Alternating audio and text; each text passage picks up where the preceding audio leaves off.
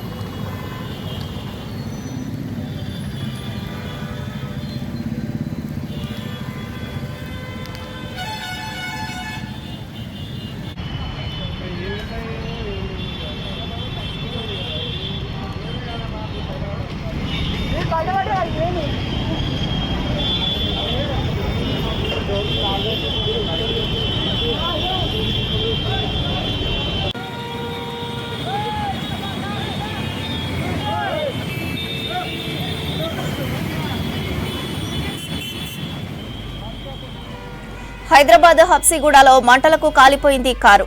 కుటుంబ సభ్యులతో నాగరాజు అనే వ్యక్తి ఉప్పల్ రింగ్ రోడ్డు నుంచి వారస్గూడకు మారుతి కారులో వెళ్తుండగా ఒక్కసారిగా మంటలు చెలరేగాయి. దీంతో వెంటనే డోర్లు ఓపెన్ చేసి కారులో ఉన్న వారిని కిందకు దించారు పోలీసులు. అనంతరం ఫైర్ ఆఫీసర్స్ వచ్చి మంటలను అదుపు చేశారు. దీంతో ఎలాంటి ప్రాణ నష్టం జరగకపోవడంతో అంతా ఊపిరి పీల్చుకున్నారు. పోలీసులకు ధన్యవాదాలు తెలిపారు నాగరాజు కుటుంబ సభ్యులు.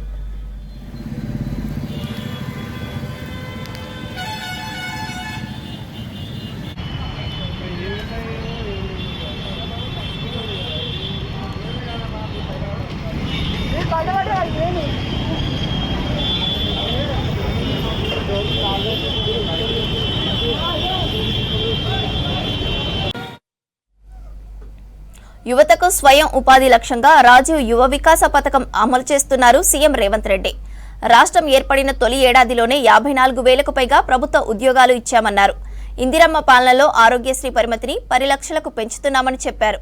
ఇచ్చిన హామీలను ఒక్కొక్కటిగా అమలు చేస్తున్నామన్నారు. అసెంబ్లీ ఆవరణలో డిప్యూటీ సీఎం బట్టి విక్రమార్క మంత్రులతో కలిసి రాజీవ్ యువ వికాస పథకాన్ని ప్రారంభించారు సీఎం రేవంత్. ఈ స్కీమ్ను యువత సద్వినియోగం చేసుకోవాలని చెప్పారు.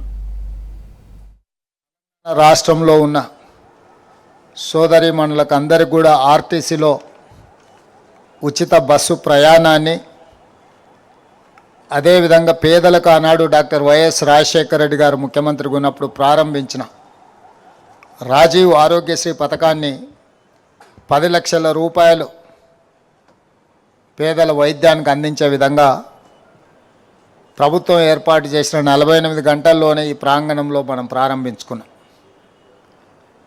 ఆ తర్వాత నిరుద్యోగ సమస్య కావచ్చు, రైతు రుణమాఫీ కావచ్చు, రైతు భరోసా కావచ్చు, గృహ జ్యోతి కావచ్చు,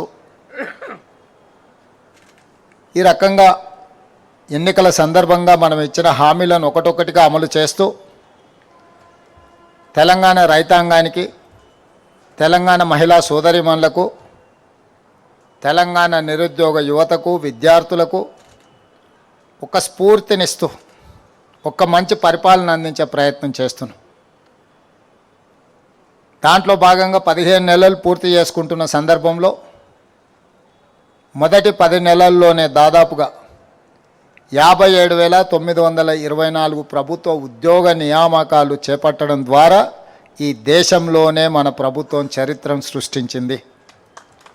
స్వతంత్రం వచ్చినప్పటి నుంచి కూడా ఏ రాష్ట్రంలో ఏ ప్రభుత్వం మొదటి సంవత్సరంలోనే 57,924 ప్రభుత్వ ఉద్యోగ నియామకాలు చేపట్టలేదు. మన ప్రభుత్వం చేపట్టింది. అదేవిధంగా రైతులకు 25,35,000 మంది రైతులకు 20,617 కోట్ల రూపాయల రుణమాఫీ చేయడం ద్వారా ఈ దేశ వెన్నెముకైన రైతాంగాన్ని అప్పుల ఊబిలో నుండి బయటికి తీసి ఆత్మస్థైర్యంతో నిలబడే విధంగా మనం కార్యాచరణ తీసుకొని ముందుకు వెళ్ళినాం. ఆడబిడ్డలు దాదాపుగా 150 కోట్ల బస్సు ట్రిప్లను ఈనాటికి పూర్తి చేసుకొని 5,005 కోట్ల రూపాయలు ఆడబిడ్డల బస్సు ఉచిత ప్రయాణానికి రాష్ట్ర ప్రభుత్వం నిధులను కేటాయించి ఆడబిడ్డలకు అండగా నిలబడ్డాం. ఇదే కాకుండా దాదాపుగా 200 యూనిట్లు ఉచిత కరెంటు పేదవాళ్ళ ఇళ్లకు ఇవ్వాలని గృహజ్యోతి పథకం ద్వారా ఏదైతే హామీ ఇచ్చినామో ఈనాడు 50 లక్షల కుటుంబాలు ఈ పథకాన్ని సద్వినియోగం చేసుకుంటున్నాయి. 50 లక్షల కుటుంబాల ఇళ్లలో వెలుగు చూస్తున్నాము. వాళ్ళ కళ్ళల్లో ఆనందం కనిపిస్తుంది అని అంటే ఈ ప్రభుత్వం ఈ పథకాన్ని అద్భుతంగా అమలు చేస్తుంది. అదేవిధంగా ఆనాడు దీపం పథకం ద్వారా కట్టెల పొయ్యి నుంచి ఆడబిడ్డలకు విముక్తి కలిగించి గ్యాస్ సిలిండరు స్టవ్ ఇచ్చి 400 రూపాయలకే సిలిండర్ ఇచ్చినాం.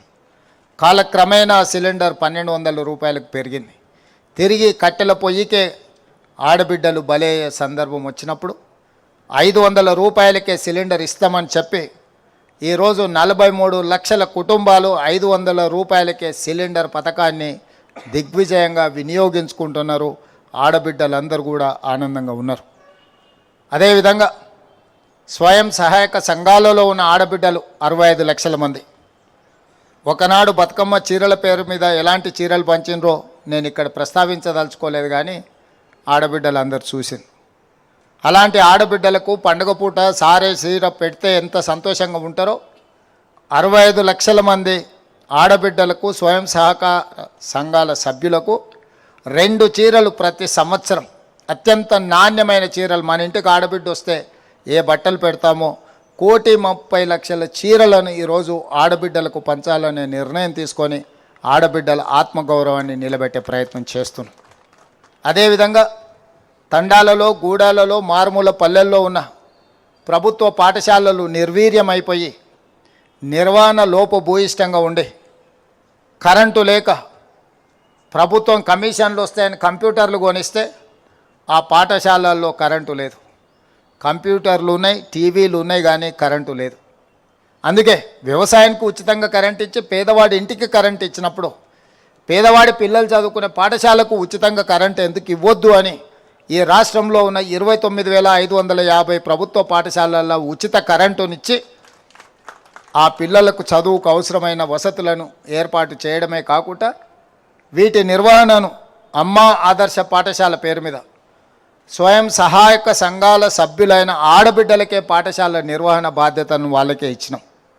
ఈరోజు వాళ్ళకి విజ్ఞప్తి చేస్తున్నాం, మీ పాఠశాల సిబ్బంది మీ టీచర్లు వస్తున్నారా లేదా, మీ పిల్లల అటెండెన్స్ హాజరు పట్టిక టీచర్లు తీసుకుంటే టీచర్ల హాజరు పట్టిక మీరు తీసుకోండి అని చెప్పి మా ఆడబిడ్డలకు సూచన చేస్తున్నాం. మీ గ్రామాలలో టీచర్లు వచ్చినప్పుడే మీ పిల్లలకు చదువు చెప్పినప్పుడే వాళ్ళకు విద్య అబ్బుతుంది. అమ్మ ఆదర్శ పాఠశాల పేరు మీద ఈరోజు ఆడబిడ్డలకే అధికారాన్ని బదిలీ. తెలంగాణ వస్తే ఉద్యోగాలు వస్తాయనుకున్న యువతను 10 ఏళ్లు బీఆర్ఎస్ సర్కార్ పట్టించుకోలేదన్నారు డిప్యూటీ సీఎం భట్టి విక్రమార్క. దశాబ్ద కాలంలో కాని ఉద్యోగాల భర్తీని సంవత్సరంలో పూర్తి చేశామని చెప్పారు. అసెంబ్లీ ఆవరణలో రాజీవ్ యువ వికాస పథకం ప్రారంభంలో సీఎం రేవంత్ తో కలిసి పాల్గొన్నారు భట్టి. ప్రభుత్వ ఉద్యోగాలు రాని యువతకు ఈ స్కీమ్ అండగా ఉంటుందన్నారు మంత్రులు సీతక్క, పొన్నం ప్రభాకర్. 10 ఏళ్ళు సెల్ఫ్ ఎంప్లాయ్మెంట్ స్కీమ్ కింద ఏ ఒక్కడికి రూపాయి ఇవ్వలేదు. దీని మీద మనం నిర్దిష్టమైనటువంటి ప్రణాళిక చేసి ఒక కార్యక్రమం చేయాలని చెప్పి వారు ఒక మంచి మనసుతో కేబినెట్ సహచరులు అందరితో మాట్లాడితే కేబినెట్ అంతా ఆలోచన చేసి రాష్ట్ర వ్యాప్తంగా మొట్టమొదటిసారి ఒకటేసారి 6,000 కోట్ల రూపాయలతో నిరుద్యోగ యువతీ యువకుల కోసం సెల్ఫ్ ఎంప్లాయ్మెంట్ పథకాన్ని ప్రకటించినటువంటి దాఖలాలు లేవు.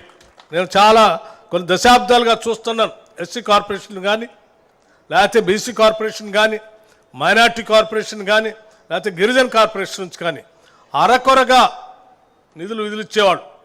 గతంలో కార్పొరేషన్ల ద్వారా ఏదో స్కీమ్స్ అనౌన్స్ చేసి వదిలేసేటువంటి ప్రక్రియ కాకుండా చాలా పకడ్బందీగా ముందుగానే క్యాలెండర్ను ప్రకటించాలి. ఆ క్యాలెండర్ ద్వారా తూచా తప్పకుండా ప్రకటించామని అంటే దాన్ని అమలు చేసేటట్టుగా మీ నిర్ణయాలు ఉండాలని చెప్పి ప్రత్యేకంగా నన్ను మరీ పిలిపించి ఆర్థిక శాఖ చూస్తున్న నాకు ముఖ్యమంత్రి గారు చాలా స్పష్టంగా చెప్పారు. ఈ స్వయం ఉపాధి అవకాశం కింద వారి వారి అర్హతలను బట్టి, వారి అవసరాలను బట్టి అక్కడ అప్లికేషన్ సబ్మిట్ చేసుకోవడానికి కావాల్సిన వ్యవస్థను ఏర్పాటు చేశాం.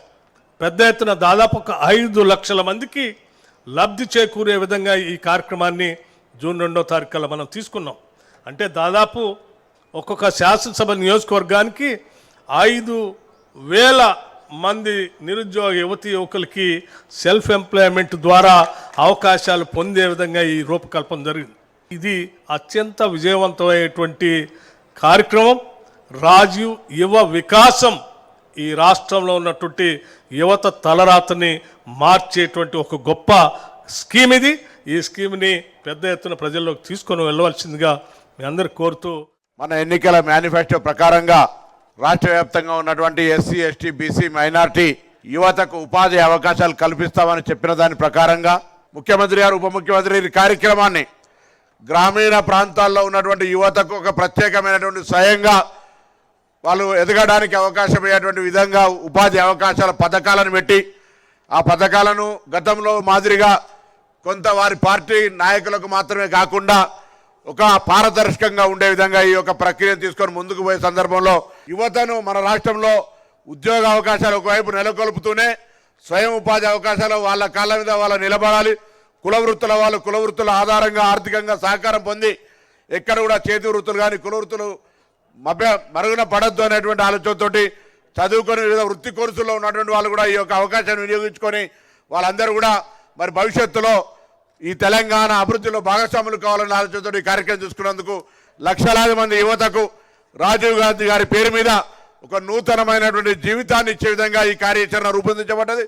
ఎందుకంటే బలహీన వర్గాల శాఖ మంత్రిగా గౌరవ ఉప ముఖ్యమంత్రి గారితో సంబంధిత ప్రిన్సిపల్ సెక్రటరీతో సమావేశమైనప్పుడు అనేక కార్యక్రమాలు, ఇటు పేద విద్యార్థుల మెస్ ఛార్జీలు, కాస్మెటిక్ ఛార్జీలు, వారికి ఉండే అనేక సౌకర్యాలతో పాటుగా ఈ యొక్క కార్యక్రమం కూడా సెల్ఫ్ ఎంప్లాయ్మెంట్కి సంబంధించి ఒక మార్గదర్శకత్వంగా ఉంటుందని ఆకాంక్షిస్తూ పెద్దలందరూ ముఖ్యమంత్రి గారికి, ఉప ముఖ్యమంత్రి గారికి, సహచర క్యాబినెట్కు, శాసనసభ్యులకు, శాసనమండలి సభ్యులకు అందరికీ హృదయపూర్వకంగా ధన్యవాదాలు తెలియజేస్తా ఉన్నాను. తెలంగాణ ఏర్పాటులో కీలక పాత్ర పోషించిందే యువత. అలాంటి యువతను దృష్టిలో పెట్టుకొని మరి ఈరోజు సీఎం రేవంత్ రెడ్డి గారి ఆధ్వర్యంలో డిప్యూటీ సీఎం గారు అందరూ ఆలోచించి ఇందిరమ్మ పాలనలో యువతకు అన్యాయం జరగొద్దనే ఉద్దేశంతో ఒక దిక్కు ప్రభుత్వ ఉద్యోగాలు కల్పించడం, మరొక వైపు మరి చిన్నపాటి ఉపాధి ఏర్పాటు చేసుకోవడం కోసం కూడా ఇలా రాజీవ్ యువ వికాసం ఏర్పాటు చేయడానికి కూడా ఒక మంచి కార్యక్రమం, చాలా సంతోషకరమైనటువంటి కార్యక్రమం. ఎంతోమంది ఉద్యోగాలు లేక, ఉపాధి లేక అలమటిస్తున్నటువంటి యువతకు ఇది చాలా మంచి మార్గాన్ని ఇచ్చిన వాళ్ళం అవుతాం. మనం చూస్తూ ఉన్నాం, ఇప్పటికే మహిళలకు పెద్ద ఎత్తున ఉపాధి అవకాశాలు కల్పించడంలో మరి మన ప్రభుత్వం ముందంజలో ఉంది. అలాంటి మహిళలతో పాటు గ్రామీణ యువత కూడా మరి ఉద్యోగాలు లేక, ఉపాధి లేక దిక్కుదోసినటువంటి పరిస్థితులలో రకరకాల మరి బ్యాడ్ హ్యాబిట్స్ కూడా అంటే ఒక వ్యసనానికి కూడా లోనవుతున్నటువంటి ఈ పరిస్థితులలో వాళ్ళ కాళ్ళ మీద వాళ్ళు నిలబడడం కోసం ఈరోజు ఈ యొక్క మరి రాజీవ్ యువ వికాసం చాలా ఉపయోగపడుతుందని తెలియజేస్తూ, దీన్ని ఖచ్చితంగా గ్రౌండ్ లెవెల్ వరకు తీసుకెళ్ళి ప్రతి ఒక్క యువకుడు ఆత్మవిశ్వాసంతో, ప్రతి ఒక్క యువతి తమ కాళ్ళ మీద తాము నిలబడి ఈ సమాజ అభివృద్ధిలో భాగస్వాములు కావాలి. ఈ యొక్క సంక్షేమ రంగం మరింత ముందుకు సాగే విధంగా నడవడం కోసం యువత మరి ఈ ప్రభుత్వానికి మద్దతు ఇవ్వాలని కూడా ఈ సందర్భంగా కోరుకుంటూ, రాజీవ్ గాంధీ గారి కన్న కలల యొక్క యువ వికాసం, యువతే ఈ దేశ భవిష్యత్ అని వారు కలలు కన్నారు. కానీ గత 10 సంవత్సరాల క్రితం చూస్తే ప్రతి చోట గల్లీలోకి మరి డ్రగ్స్ కానీ, రకరకాల పబ్స్, ఇవి వచ్చినాయి తప్ప ఉద్యోగ ఉపాధి రాలేదు. కాబట్టి మన యొక్క ప్రభుత్వం వచ్చిన వెంటనే యువత మీద ప్రత్యేక దృష్టి పెట్టి మరి ఈ సంవత్సరం లోపే దాదాపుగా 57,000కు పైగా ఉద్యోగాలు ఇచ్చినటువంటి ఘనత మన సీఎం రేవంత్ రెడ్డి గారిది, ఇందిరమ్మ పాలనదని ఈ సందర్భంగా తెలియజేస్తూ, ఉద్యోగాలు రాలేదని నిరాశ చెందకుండా తమ కాళ్ళ మీద తాము నిలబడడం కోసం ఇదొక పెద్ద ఊతంలాగా వాళ్ళకు ఉపయోగపడుతుందని తెలియజేస్తూ మరి అందరికీ నమస్కారాలు, ధన్యవాదాలు. బెట్టింగ్, లోన్ యాప్స్ తెలుగు రాష్ట్రాలను కుదిపేస్తున్న వ్యవహారం. సోషల్ మీడియా ఇన్ఫ్లుయెన్సర్లు బెట్టింగ్ యాప్లను ప్రమోట్ చేస్తున్నారు. అలా ప్రమోట్ చేస్తూ లక్షలకు లక్షలు సంపాదిస్తున్నారు. తాము ఫలానా బెట్టింగ్ యాప్ ద్వారా డబ్బులు సంపాదించినట్లు కూడా డెమో వీడియోలు పెడుతున్నారు. ఇన్ఫ్లుయెన్సర్లు చెప్పేదంతా నిజమనుకొని కొందరు బెట్టింగ్ యాప్స్లో డబ్బులు పెట్టి మోసపోతున్నారు. కొందరు సూసైడ్ చేసుకుంటుంటే మరికొందరు దివాలా తీసి ఆగమవుతున్నారు. బెట్టింగ్ యాప్ ప్రమోటర్స్ టెర్రరిస్టుల కంటే డేంజరస్ అంటున్న senior IPS officer RTC MD VC సజ్జనార్తో Dhanraj face to face. Betting యాప్స్తో బెట్టింగ్లు కడుతూ ఎంతోమంది బలైపోతున్నారు. మనం పోలీస్ రికార్డులో చూసినట్టయితే గత ఏడాదిలో చూసినట్టయితే 1000 మందిగా ఈ బెట్టింగ్ యాప్ల బారిన పడి కొంతమంది సూసైడ్లు చేసుకున్నటువంటి ఘటన పైన కూడా ఇటు ఆర్టీసీ ఎండీగా ఉన్నటువంటి ఐపీఎస్ ఆఫీసర్ సజ్జనార్ దీనిపైన ఒక మూమెంట్నే తీసుకురావడం జరిగింది. బెట్టింగ్ యాప్ ఇన్ఫ్లుయెన్సర్ను కట్టడి చేస్తున్నారు. మరోవైపున ఈ లోన్ యాప్ పైన కూడా తన వంతుగా ఒక పెద్ద మూమెంట్ని తీసుకొస్తున్నారు. ఈ విషయం పైన మనతో మాట్లాడేందుకు ఆర్టీసీ ఎండీ సజ్జనార్ ఉన్నారు. సార్, మనం ఇటీవల చూస్తున్నాం, మీరు చాలా వరకు ఈ సోషల్ మీడియా ప్లాట్ఫామ్గా చూసినట్టయితే చాలా ఒక పెద్ద మూమెంట్ని తీసుకొచ్చారు. ఈ సేటు బెట్టింగ్ యాప్ అనే విషయం పైన మీరు ప్రమోషన్స్పై చాలా వరకు జనాలు చాలా వరకు మిమ్మల్ని అప్రిషియేట్ చేస్తున్నారు. మీకు ఎలా అనిపిస్తుంది? లాస్ట్ ఒక 3-4 మంత్స్ నుంచి ఈ బెట్టింగ్ యాప్స్ పైన కొంచెం కాన్సన్ట్రేట్ చేయడం జరిగింది. ఎందుకంటే మీరు అన్నట్లు చాలామంది బలి అయిపోయినారు. 2 రాష్ట్రాలు కావచ్చు, మన పొరుగున్న రాష్ట్రంలో.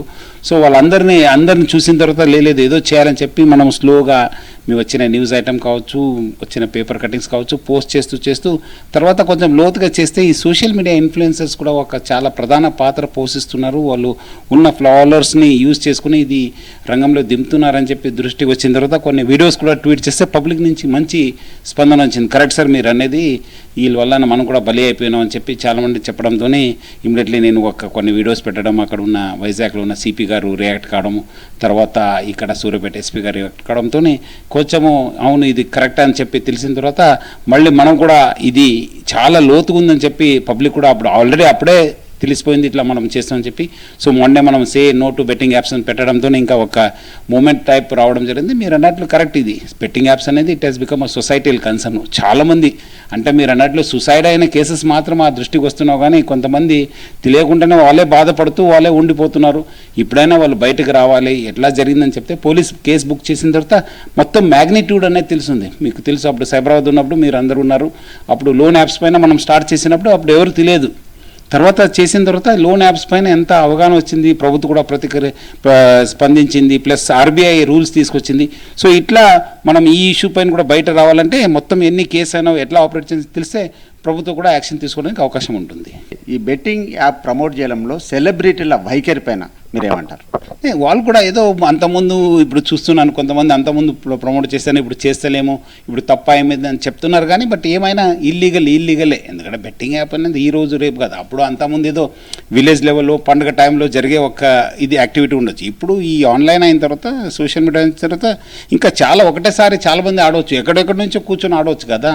సో వాళ్ళు అంటున్నారు కానీ బట్ ఏమైనా తప్పే అది. సో చట్టం తన పని చేయాల్సి వస్తుంది.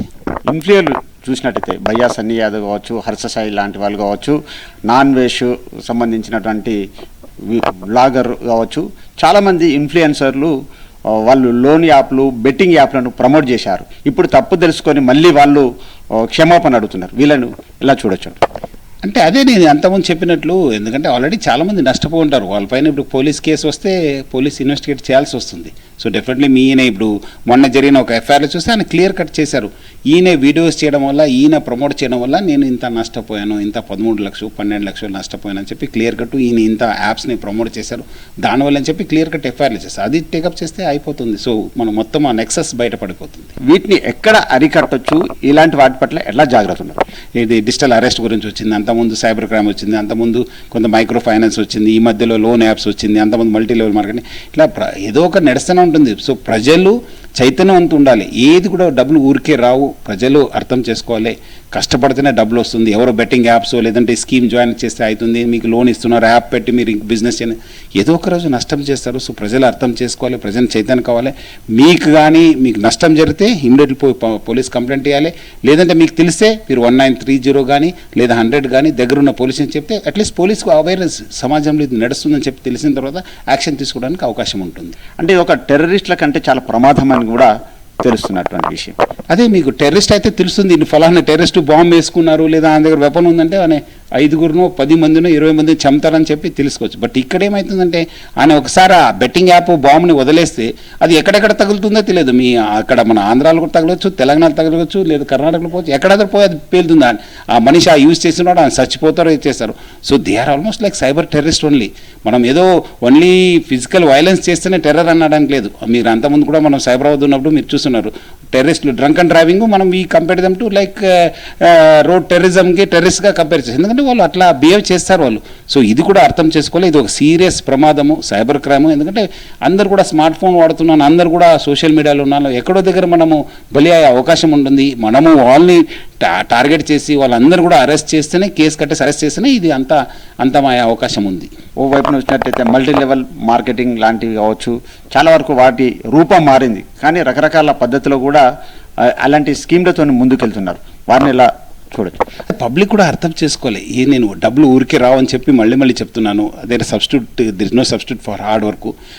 ప్రజలు కూడా అర్థం చేసుకోవాలి. ఎక్కడైనా మీకు చైన్ సిస్టమ్ ఉంది, ఒక్కరి నుంచి ఇద్దరు నుంచి 4 చేసి మీరు ఎన్రోల్ చేస్తే డబ్బులు వస్తుందంటే అవి అన్నీ కూడా మీరు మోసపూరిత స్కీము. మసిపోసి మారేడుకాయ చేసినట్లు డెఫినెట్లీ వాళ్ళు ఏదో రకంగా ఇప్పుడు అంతకుముందు మీరు కొన్ని రోజు చూస్తే బ్యాంక్ ఫ్రాడ్స్ వచ్చినావు, తర్వాత కొంత ఎల్ఐసి ఫ్రాడ్స్ వచ్చింది, కొంతవరకు ఓఎల్ఎక్స్ ఫ్రాడ్స్ వచ్చావు, తర్వాత మళ్ళీ మెట్రోమనీ ఫ్రాడ్స్ అన్నారు, మళ్ళీ డిజిటల్ అన్నారు, స్టాక్ వేసి ఇట్లా రకరకాలు మారుతూనే ఉంటారు. ఫ్రాడ్స్టర్స్కి ఏమో ఏదో పబ్లిక్ను మభ్య పెట్టడానికి అదే సేమ్ని అని చేంజ్ చేస్తూనే ఉంటారు.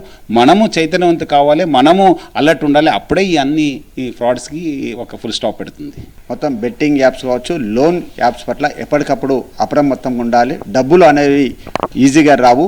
ఏవైతే సైబర్ క్రైమ్ల పట్ల అప్రమత్తంగా ఉండాలంటున్నారు సీనియర్ ఐపీఎస్ సజ్జనార్. కెమెరామెన్ మణితో Dhanraj, V6 crime bureau chief. Yadadri Bhuvanagiri జిల్లా కంకనాలగూడలో 10వ తరగతి చదువుతున్న విద్యార్థి భరత్ ఇంటికి మరోసారి వెళ్లి మార్చి నెల ఖర్చులకు 5,000 రూపాయలు సరుకులు అందించారు కలెక్టర్ హనుమంతరావు. ఎలా చదువుతున్నావంటూ విద్యార్థిని అడిగి తెలుసుకుని భరోసా కల్పించారు. భరత్ జీవితంలో స్థిరపడే వరకు సహకారం అందిస్తానని కుటుంబ సభ్యులకు హామీ ఇచ్చారు కలెక్టర్. అనంతరం భరత్ ఫ్యామిలీ మెంబర్స్ కలెక్టర్కు ధన్యవాదాలు తెలిపారు. ఇంతకుముందు హెడ్ మాస్టర్కి ఇచ్చినాం కదా మనం, ఇప్పుడు అక్కడ ఇస్తావా? ఇంకా చేద్దాం కానీ నీ జాగా దొరుకుతుందేమో మరి. ఇల్లన్నా ఇప్పుడు చేద్దామంటే నువ్వు ఆ జిల్లపల్లి ఏమైంది మనం అనుకున్నాం కదా, బోధాన్ పోచంపల్లి కదా మాట్లాడు నీతో అన్నాం. ఒకదాని ఉండాలంటుండలేదు కదా సార్, నేను పిల్లలతో మళ్ళీ ఇబ్బంది అవుతుంది. అందరు పోతేనో కలకలాడుతూ భయం లేకుండా ఉంటుంది మనకి. ఒక్కడే ఉంటే బాగుండేది కదా సార్.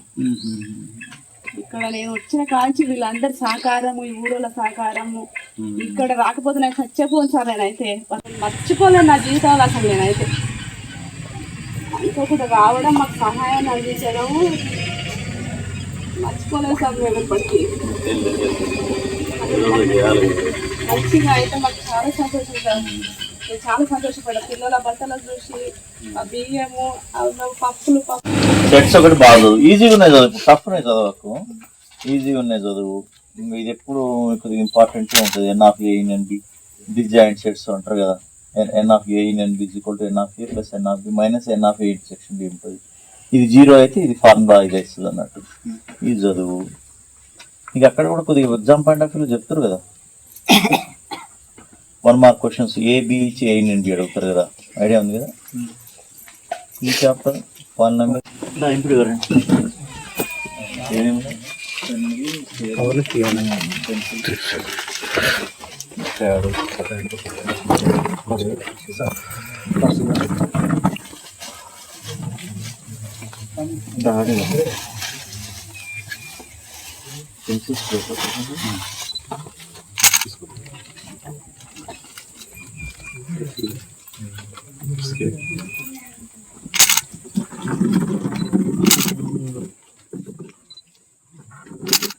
హైదరాబాద్ బుద్ధ భవన్లో ప్రజల నుంచి ఫిర్యాదులు స్వీకరించారు హైడ్రా కమిషనర్ రంగనాథ్. ఎక్కువగా ప్రభుత్వ స్థలాలు, నాలాలు, రహదారుల ఆక్రమణలపై కంప్లైంట్స్ వచ్చాయన్నారు అధికారులు. మొత్తం 59 ఫిర్యాదులు వచ్చాయని తెలిపారు. ఫిర్యాదులను పరిష్కరించాలని అధికారులను ఆదేశించారు హైడ్రా కమిషనర్ రంగనాథ్.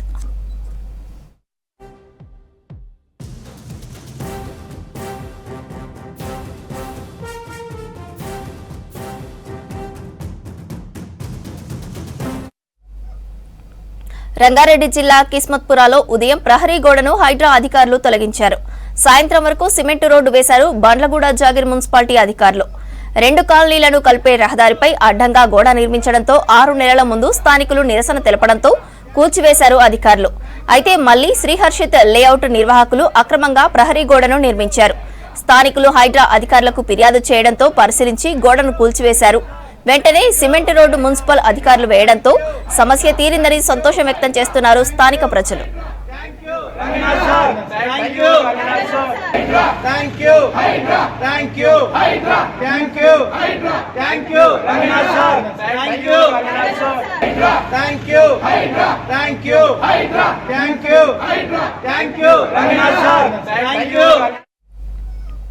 హైదరాబాద్ రహమత్ నగర్ లో రోడ్డును ఆక్రమించి నిర్మించిన వైన్ షాప్ షెడ్లను కూల్చివేశారు జీహెచ్ఎంసీ టౌన్ ప్లానింగ్ అధికారులు. కాంగ్రెస్ కార్పొరేటర్ సిఎన్ రెడ్డి స్థానికులు అధికారులకు ఫిర్యాదు చేశారు. గతంలో పలుమార్లు నోటీసులు ఇచ్చినా వైన్ షాప్ల నిర్వాహకులు పట్టించుకోలేదన్నారు అధికారులు. పోలీసు బందోబస్తు మధ్య షెడ్లను నేలమట్టం చేశారు అధికారులు.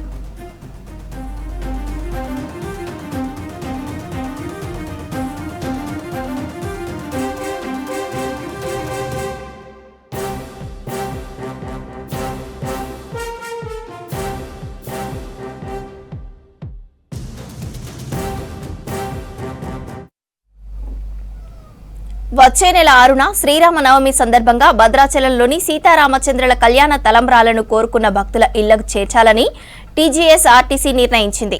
హైదరాబాద్లోని బస్ భవన్లో తలంబ్రాల బుకింగ్ పోస్టర్ను ఆవిష్కరించి ఆన్లైన్ బుకింగ్ను ప్రారంభించారు ఎండీ సజ్జనార్.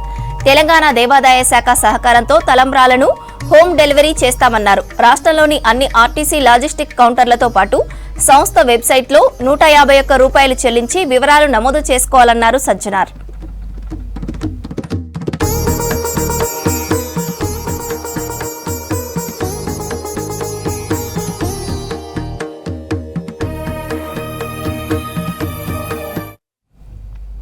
ఎల్బీనగర్ ఎమ్మెల్యే సుధీర్ రెడ్డి తనపై అసభ్యంగా అనుచిత వ్యాఖ్యలు చేశాడని పోలీసులకు ఫిర్యాదు చేశారు హస్తినాపురం కార్పొరేటర్ సుజాత. కొంతకాలంగా ఎమ్మెల్యే వేధింపులకు గురిచేసి ఇప్పుడు మాటలతో అవమానిస్తున్నాడని తెలిపారు సుజాత. ఎల్బీనగర్లోని అంబేద్కర్, జగజ్జీవన్ రామ్ విగ్రహాల వద్ద ఎమ్మెల్యే సుధీర్ రెడ్డి దిష్టిబొమ్మను దహనం చేశారు కాంగ్రెస్ నాయకులు. ఎమ్మెల్యేను అరెస్టు చేయాలని డిమాండ్ చేశారు కార్పొరేటర్ సుజాత.